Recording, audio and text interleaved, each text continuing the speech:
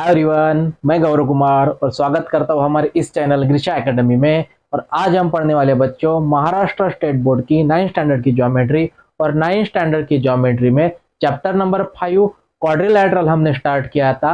और क्वाड्रिलैटरल के practice set 5.1 और 5.2 हमने लास्ट लेक्चर में कवर किए थे।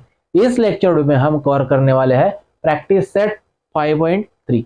जी हाँ दोस्तों, 5.3 का पहला एग्जाम्पल हम यहाँ पे कवर करेंगे।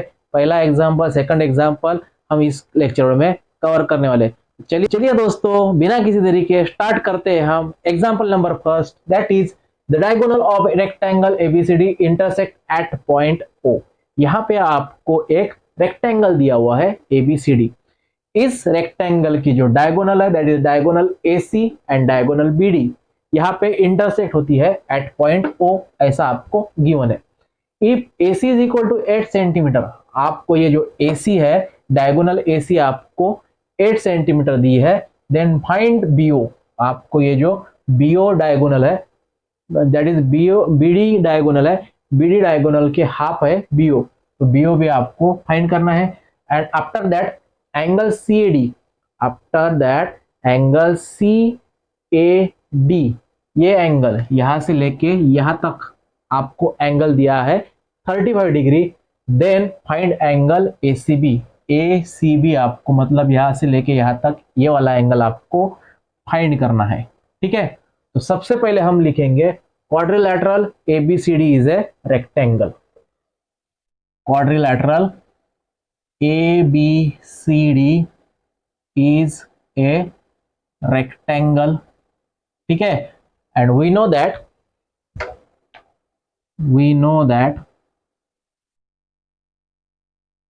diagonal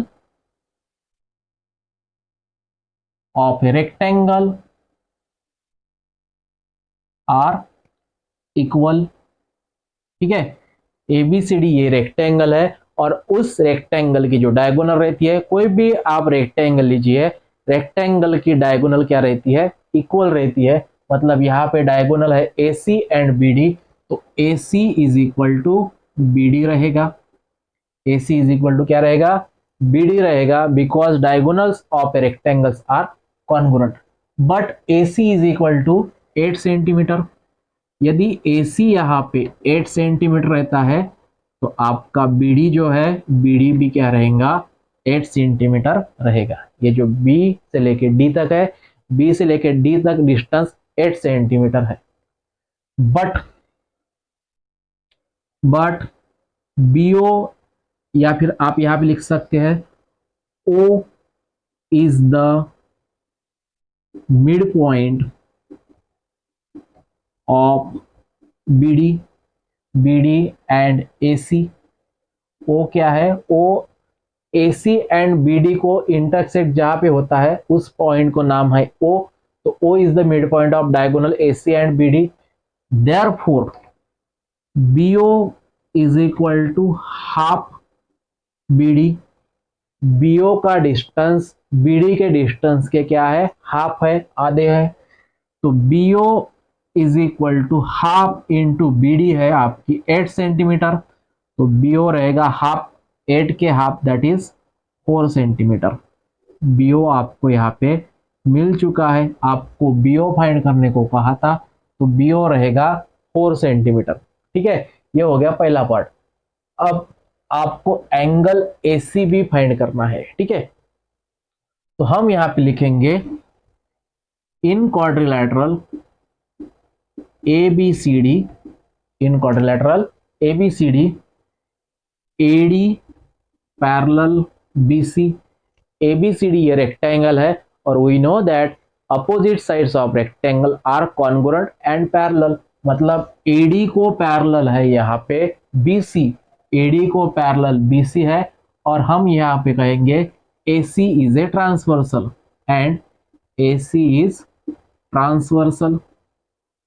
AC क्या है बच्चों, AC को हम ट्रांसवर्सल कहेंगे बिकॉज दो पैरेलल लाइन में से जाने वाली जो लाइन रहती है उसे हम कहते हैं ट्रांसवर्सल। और यदि ट्रांसवर्सल रहती है, दो लाइन में से एक ट्रांसवर्सल जाती है, तो वहां पे एक दो alternate angle, pair of alternate angle बनती है। तो यहाँ पे देयरफॉर हम लिखेंगे angle CAD, angle CAD equal रहेगा एंगल ACB को, मतलब ये एंगल इस एंगल को क्या रहेगा, अल्टरनेट एंगल रहेगा। मैं यहाँ पे लिखता हूं अल्टरनेट एंगल। बट CAD आपको 35 गिवन है, CAB but angle CAD is equal to 35 degree आपको गिवन है। तो देयरफॉर यदि CAD is equal to ACB है और CAD की वैल्यू 35 है तो ACB आपका 35 रहेगा। Therefore ACB is equal to 35 degree, और यहाँ पे ACB भी आपका 35 डिग्री आ चुका है। और इस एग्जांपल में हमने BO एंड ACB फाइंड की है। इसी प्रकार ये था आपका एग्जांपल नंबर 1। चलिए देखते हैं next example, that is rhombus PQRS if PQ is equal to 7.5 centimetre. PQ आपको गिवन है 7.5 centimetre and find QR, find QR आपको यहाँ पे फाइंड करनी है, ठीक है। After that angle QPS is equal to 75 degree, आपको QPS ये एंगल यहाँ पे 75 डिग्री गिवन है। Find the measure of angle PQR, PQR मतलब ये एंगल आपको फाइंड करना है। एंड एंगल SRQ ये भी एंगल आपको फाइंड करना है, ठीक है। तो क्वाड्रिलेटरल PQRS ये यहाँ पे रोम्बस है ऐसा आपको गिवन है। देयरफॉर हम यहाँ पे लिखेंगे quadrilateral PQRS is a rhombus. PQRS आपको given है, it is a rhombus and we know that all sides of rhombus are equal. Rhombus की all sides क्या रहती है, equal रहती है। We know that all sides of rhombus are equal, ठीक है। रोम्बस की सभी साइड क्या रहती है, इक्वल रहती है। Therefore PQ is equal to QR is equal to SR is equal to PS, ठीक है। All sides are equal because it is a rhombus. But PQ आपको गिवन है 7.5 सेंटीमीटर, और यदि PQ 7.5 सेंटीमीटर है तो आपको यहाँ पे QR फाइंड करने को कहा था, तो QR की भी वैल्यू रहेंगी, QR is equal to 7.5 centimetre. QR की वैल्यू यहाँ पे आएंगी बच्चों 7.5 सेंटीमीटर। तो ये था आपका पहला क्वेश्चन। अब उसमें QPS आपको 75 डिग्री आपको दिया हुआ, ठीक है। Similarly quadrilateral PQRS is rhombus, quadrilateral यहाँ पे PQRS क्या है, रोम्बस है। And opposite angles of rhombus, opposite angles of rhombus are equal.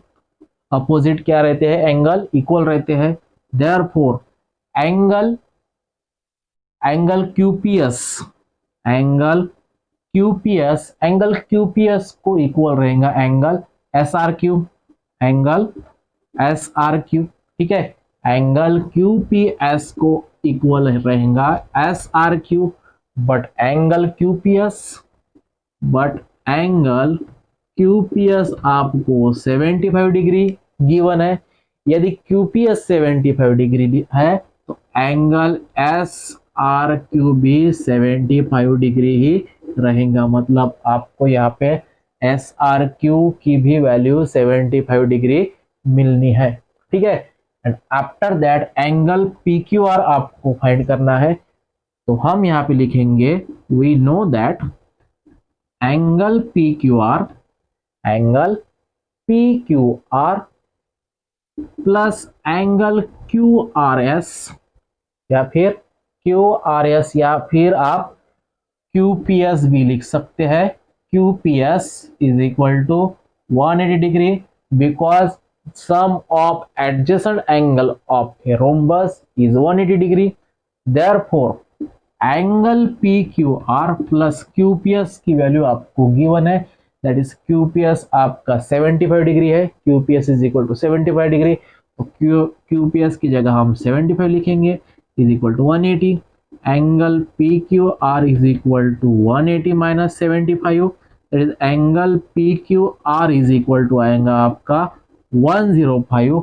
मतलब यहाँ पे जो आपको एंगल PQR फाइंड करने को कहा था तो PQR 105 रहेगा, एंगल SRQ 75 एंड QR आपको फाइंड करने को कहा था तो QR की वैल्यू 7.5 सेंटीमीटर आएगी। तो ये था बच्चों आपका एग्जाम्पल नंबर 2। चलिए देखते हैं example number 3, that is the diagonal of A square IJKL intersect at point M। यहाँ पे ये जो इंटरसेक्ट होती है diagonal IK and JL both are the diagonal intersect at point M.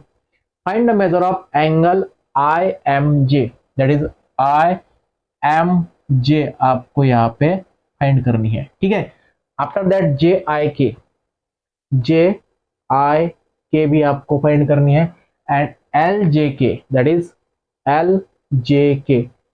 There are 3 angles आपको यहाँ पे फाइंड करने हैं, ठीक है। तो हम यहाँ पे लिखेंगे quadrilateral IJKL is a square. आपको गिवन है कि IJKL is a square and we know that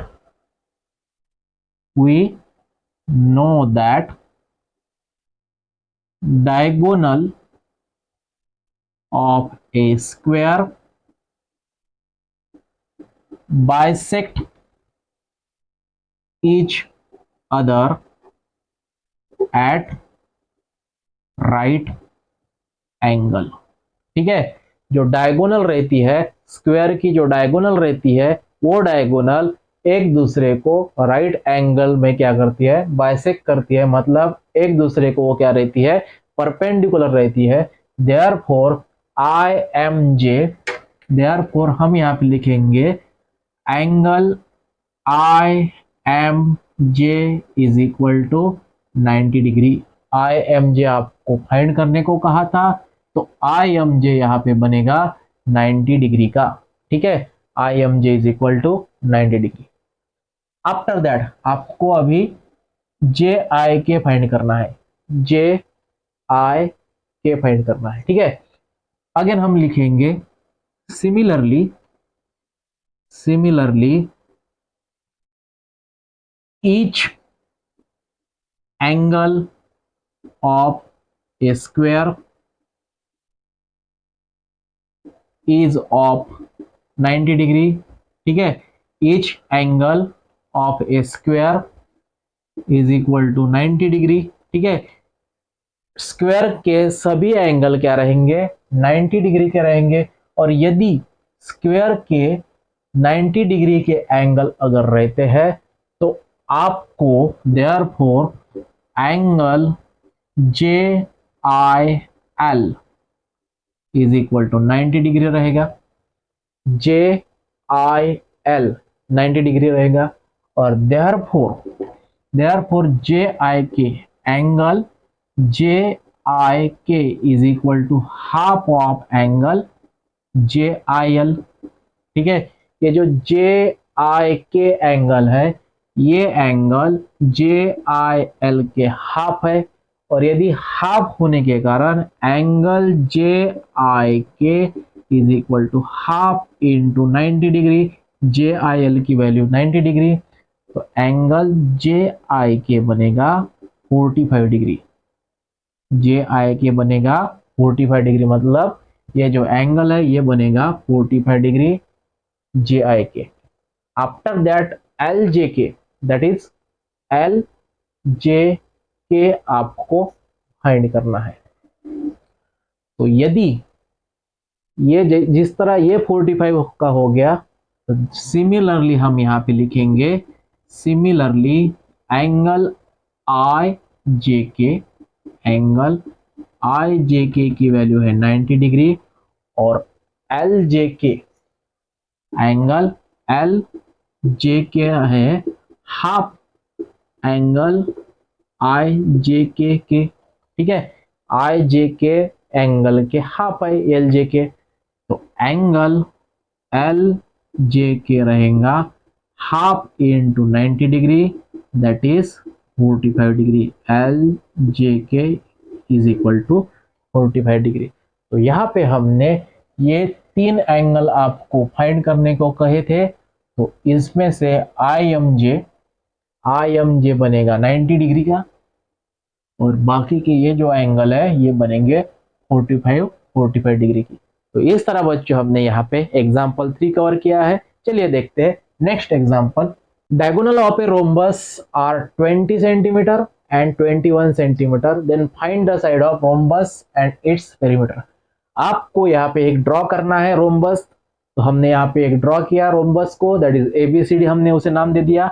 और इस रोम्बस में ये जो डायगोनल है that is diagonal AC and diagonal BD. तो AC यहाँ पे लॉन्ग है तो यहाँ पे AC को हम 21 कहेंगे एंड BD को लिखेंगे 20 सेंटीमीटर, ठीक है।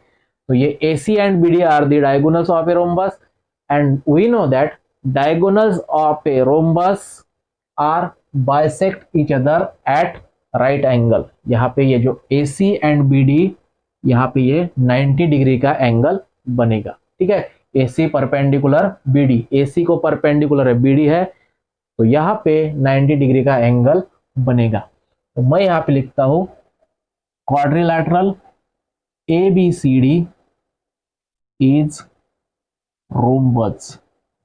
क्वाड्रिलैटरल ABCD क्या है, यहाँ पे रोम्बस है, तो रोम्बस की ऑल साइड्स क्या रहती है, इक्वल रहती है। यदि ABCD रोम्बस है तो मैं यहाँ पे लिखता हूं we know that diagonal of rhombus bisect each other at right angle, ठीक है। diagonal of a rhombus bisect each other at right angle, therefore angle AMB is equal to 90 degree. ये जो AMB है ये बनेगा यहाँ पे 90 डिग्री, ठीक है। And AC is equal to 21 centimetre, ठीक है। AC is equal to 21 centimetre. We know that diagonal of rhombus bisect each other at right angle, ठीक है, और AC is equal to 21 centimetre. AM is equal to half of AC। AM यहाँ पे AM AC के half है, तो AM is equal to half into AC 21। AM बन जाएगा आपका 10.5 सेंटीमीटर, ठीक है। AM की वैल्यू है 10.5 सेंटीमीटर। और similarly BM is equal to half of BD, BM is equal to half of BD, यहाँ पे लिखता हूँ and BD is equal to 20 centimetre. तो BD is equal to BD into 20 that is 10। BM की value आएंगी 10। BM कितना है बच्चों, 10 है, ठीक है। अब मैं यहाँ पे लिखता हूँ in triangle AMB, in triangle AMB angle AMB is equal to 90 degree. AMB यहाँ पे बच्चों है 90 डिग्री का, और यदि ये AMB 90 डिग्री का है तो by PGT that is by Pythagoras theorem hypotenuse बनेगी AB। तो AB square is equal to AM square plus BM square. By PGT 90 degree के अपोजिट है AB, तो AB बनेगी hypotenuse. By PGT Pythagoras theorem AM square plus BM square is equal to AB square. AB square is equal to AM square that is 10.5 10.5 का whole square plus bm square that is 10 square. तो 10.5 का square आता है that is 11025 11025 plus 100, तो ये बनेगा that is 210.25 210.25। ये होगी ए बी स्क्वायर की value taking square root on both side. तो A B is equal to आपको मिलना है 14.5 सेंटीमीटर। 14.5 सेंटीमीटर की वैल्यू आपको मिलेगी that is A B. And we know that यदि ए बी 14.5 है तो we know that all sides of rhombus are equal। Rhombus की सभी साइड क्या रहती है, इक्वल रहती है। जिस प्रकार स्क्वायर रहता है उसी प्रकार रोम्बस रहता है। फर्क इतना है कि स्क्वायर में ईच एंगल 90 डिग्री का रहेगा लेकिन रोम्बस में डिफरेंट एंगल रहेंगे। तो all sides of rhombus are equal, therefore AB is equal to BC is equal to CD is equal to AD is equal to 14.5। सभी साइड क्या मिलेगी आपको, 14.5 मिलेगी। और आपको यहाँ पे पेरीमीटर फाइंड करने को कहा है। तो perimeter means sum of all side. Perimeter means sum of all sides of rhombus that is AC plus BC, AB plus BC plus CD plus AD, चारों भी साइड की आपको एडिशन करनी है। तो 14.5 plus 14.5 plus 14.5 plus 14.5 that is आपको मिलना है 58 सेंटीमीटर। ये हो गया पेरीमीटर। और ये होगी ऑल साइड भी आपको फाइंड करने को कहा था दैट इज सभी साइड 14.5 रहेंगी एंड पेरीमीटर इस रोम्बस का रहेगा 58 सेंटीमीटर। तो ये था बच्चों एग्जाम्पल नंबर 4। इसी प्रकार जो फिफ्थ एग्जाम्पल है दैट इज ट्रू और फॉल्स आपको लिखना है। तो सबसे पहले आपका है every parallelogram is a rhombus. आपको यहाँ पे दिया हुआ है कि every parallelogram means opposite sides are equal and parallel, and rhombus means होता है opposite sides are parallel and all sides are equal. मतलब पैरेललोग्राम में ऑल साइड्स इक्वल नहीं रहती, लेकिन रोम्बस में सभी साइड क्या रहती है, इक्वल रहती है। तो इन्होंने कहा है कि every parallelogram is a rhombus. ये हो गया आपका फॉल्स, पहला स्टेटमेंट है false. After that every rhombus is a rectangle. Every rhombus, यहाँ पे रोम्बस इस तरह होता है और रोम्बस की ऑल एंगल 90 डिग्री के नहीं रहते, लेकिन रेक्टेंगल में सभी एंगल क्या रहेंगे, 90 डिग्री के रहेंगे। तो इनका ये कहना है कि सभी रोम्बस ये रेक्टेंगल रहते हैं। ये स्टेटमेंट भी क्या है, फॉल्स है। ठीक है, तो फर्स्ट एंड सेकंड स्टेटमेंट यहाँ पे फॉल्स है। आफ्टर दैट थर्ड स्टेटमेंट देखिए, every rectangle is a parallelogram. तो ये क्या है बच्चों, it is A true because parallelogram every rectangle, ये हो गया रेक्टेंगल। रेक्टेंगल की कंडीशन ये है कि ऑल साइड्स आर, रेक्टेंगल में opposite sides are parallel and equal रहनी चाहिए। तो पैरेललोग्राम में भी वही कंडीशन है कि opposite sides are parallel and equal, तब हम जाके कह सकेंगे it is a parallelogram, it is a parallelogram और इट इज ए रेक्टेंगल। तो इनका ये कहना है कि every rectangle is a parallelogram. ये स्टेटमेंट क्या है, यहाँ पे ट्रू है। Every square is a rectangle. Square की कंडीशन ये है कि ऑल साइड्स आर इक्वल, मतलब अपोजिट साइड क्या रहती है, पैरेलल एंड इक्वल रहती है एंड ईच एंगल 90 डिग्री का होना चाहिए, तब जाके हम कहेंगे कि इट इज ए स्क्वायर। और रेक्टेंगल की वही भी कंडीशन है कि ऑल एंगल 90 डिग्री के होने चाहिए एंड अपोजिट साइड्स क्या रहने चाहिए, पैरेलल एंड इक्वल रहने चाहिए। तो स्क्वायर, एवरी स्क्वायर रेक्टेंगल है, ऐसा इनका कहना है। तो ये भी स्टेटमेंट क्या है, ये है true. And every square is a rhombus. Every square is a rhombus, ये हो गया स्क्वायर और ये हो गया रोम्बस। स्क्वायर की कंडीशन ये है कि ऑल साइड्स आर इक्वल, और रोम्बस की भी कंडीशन ये है कि ऑल साइड्स आर इक्वल, मतलब स्क्वायर एंड रोम्बस क्या है, सरीका ही है। तो हम यहाँ पे कहेंगे every square is a rhombus, that is it is A true. तो इस तरह बच्चों हमने इस लेक्चर वीडियो में आपके सभी क्वेश्चन एंड ट्रू फॉल्स भी देखे। उम्मीद करता हूँ आपको ये लेक्चर वीडियो पसंद आया होगा। मिलते हैं नए लेक्चर वीडियो के साथ, तब तक के लिए धन्यवाद।